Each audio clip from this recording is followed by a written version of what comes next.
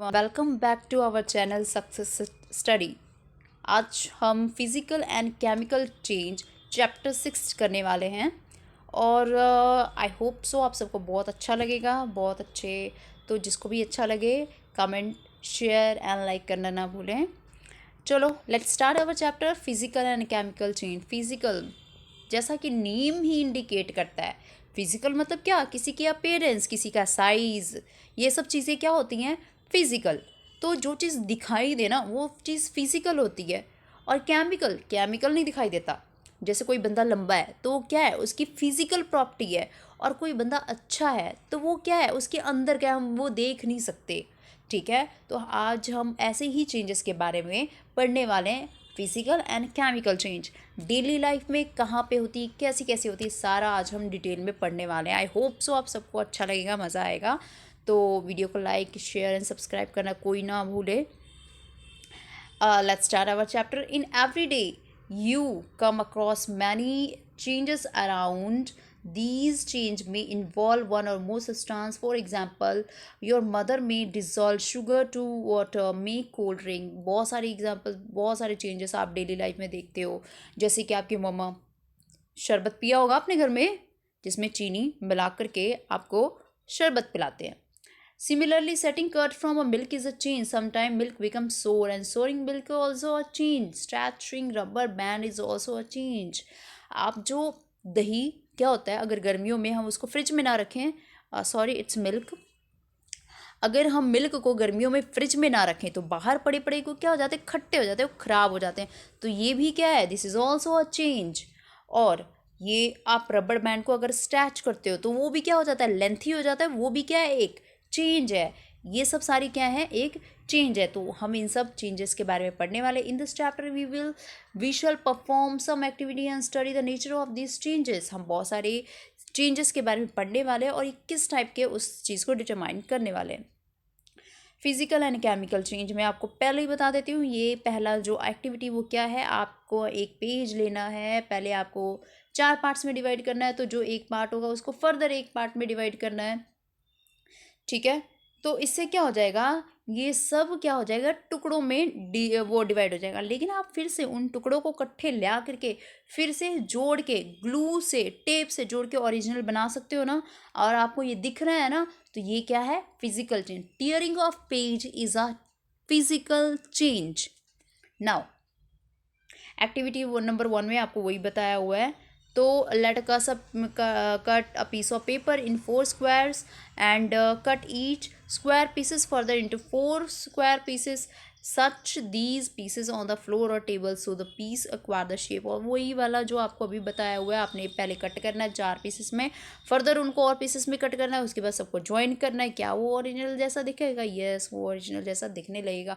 बहुत ज़्यादा एक बिल्कुल एग्जैक्टली वैसा तो नहीं दिखेगा, क्योंकि आप ग्लू लगाओगे तो कुछ ना कुछ फ़र्क पड़ जाएगा। लेकिन येस, यू कैन ज्वाइन, आप ज्वाइन कर सकते हो उसको ओरिजिनल फॉर्म में। नाउ 6.2 में क्या बोला गया है, collect the chalk dust laying on the floor near the black board in your classroom.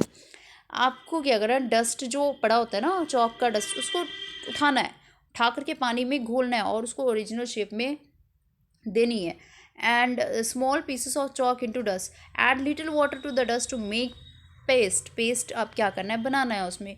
Role it into the shape of piece chalk and let try it. आपने चौक के powder को उठा करके पानी में भिगो के फिर से चौक की शेप में बनाना है और उसे ड्राई करने देना है। ड्राई करने के बाद फिर से एक क्या बन जाएगा, चौक बन जाएगा।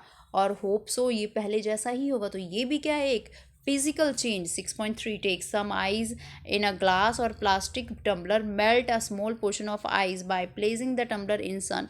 You have now mixed ice and water। आपने क्या करना है, आइस लेना है, आइस को क्या करना है, थोड़ा सा धूप में रख देना है, वो पिघल जाएगा। फिर से जब पानी बन जाएगा फिर से आप क्या कर दो, उसे फ्रिज में रख दो, फिर से वो बर्फ़ बन जाएगा।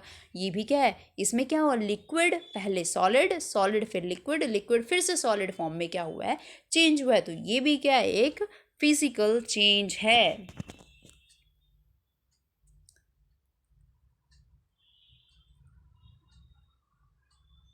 नाउ आगे हम स्टडी करते हैं 6.4 6.4 में क्या है, boil some water in a container. आपको एक पानी कंटेनर में पानी बॉईल करना है, उसके ऊपर एक ढक्कन लगाना है। आप जब उस ढक्कन को देखोगे तो क्या होगा, वहाँ पे बूंदें पड़ी होती है। वो बूंदें कहाँ से आई है, एक्चुअल में जो पानी था गर्म हुआ और भाप बना, भाप बन के वो क्या हुआ, उसके पूरे प्लेट के ऊपर वो रुक गया और वहाँ पे फिर से जो भाप था वो पानी बन गया। अब यहाँ पे क्या चीज़ है, पानी भाप बन रहा है, भाप से फिर से क्या बन रहा है, पानी। तो ये भी क्या है, एक टाइप का चेंज है।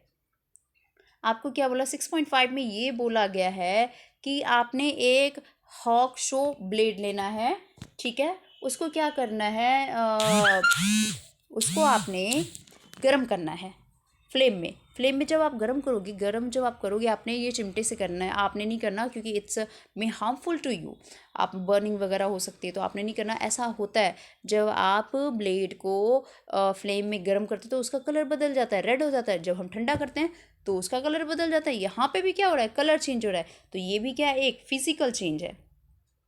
नाउ अब हमारे पास ये आ गया है 6.4, 6.3 change water change state from solid. 6.3, 6.4 में देखा कि वाटर क्या है, वो सॉलिड से लिक्विड में या फिर गैस से लिक्विड में चेंज हो रही है।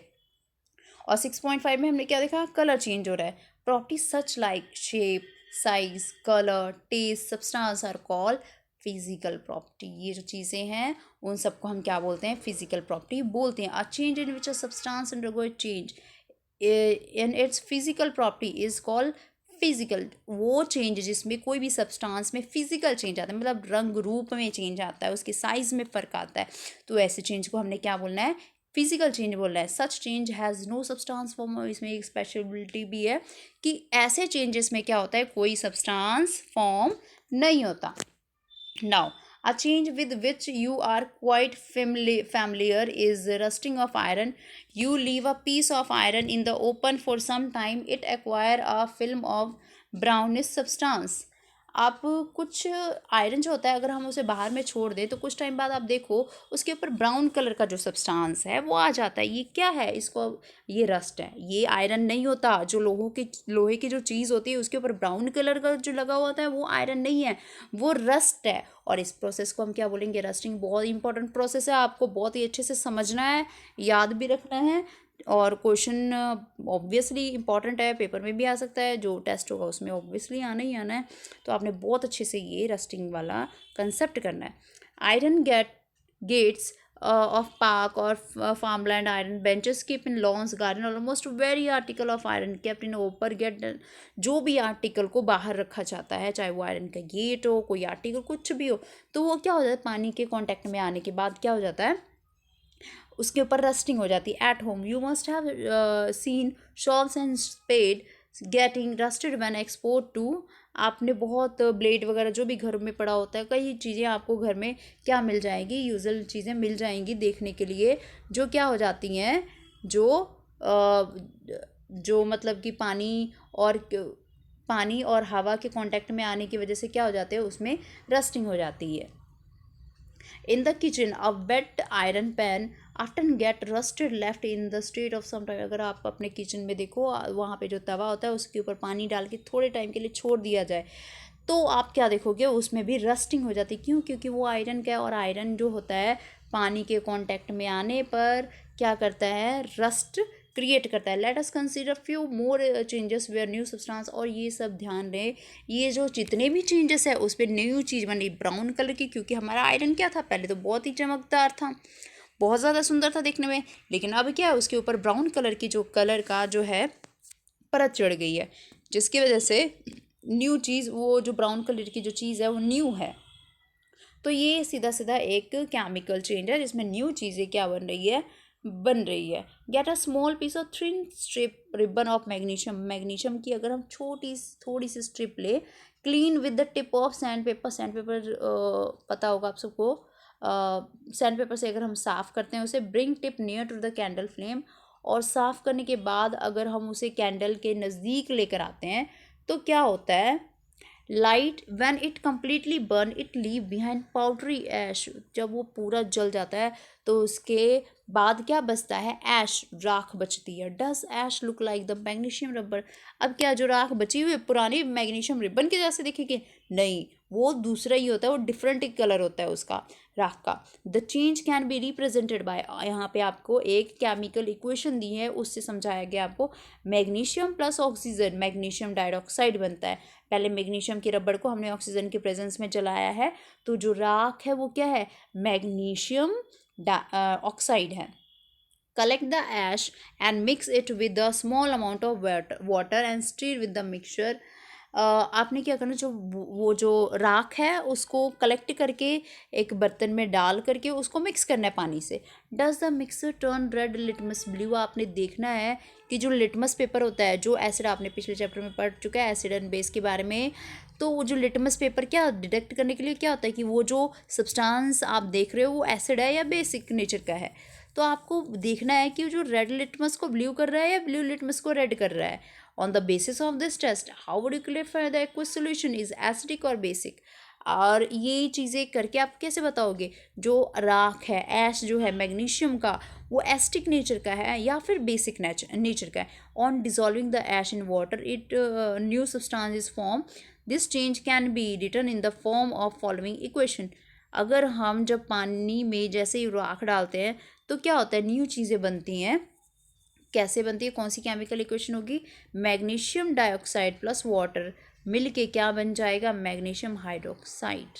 You have earlier learn in the chapter 5 magnesium hydroxide is base, और आपने ऑलरेडी MgOH2 इसको क्या बोलते हैं, MgOH2, ये मैग्नीशियम हाइड्रोक्साइड है। तो ये क्या है, एक बेस है, ऑलरेडी हमने पिछले चैप्टर में पढ़ लिया। So magnesium oxide is a new substance form burning of magnesium. तो ये न्यू सब्सटेंस है जो मैग्नीशियम के बर्न होने से बना हुआ है। और मैग्नीशियम हाइड्रोक्साइड भी क्या है, एक दूसरा सब्सटेंस है। तो ये हमने आज केमिकल एंड फिजिकल चेंज के बारे में थोड़ा सा पढ़ा है, तो आप सबने इसे अच्छे से पढ़ना है। और होप सो सबको समझ में आया होगा। और अगर आपको पसंद आता है तो लाइक एंड सब्सक्राइब करना ना भूलें। Thank you all.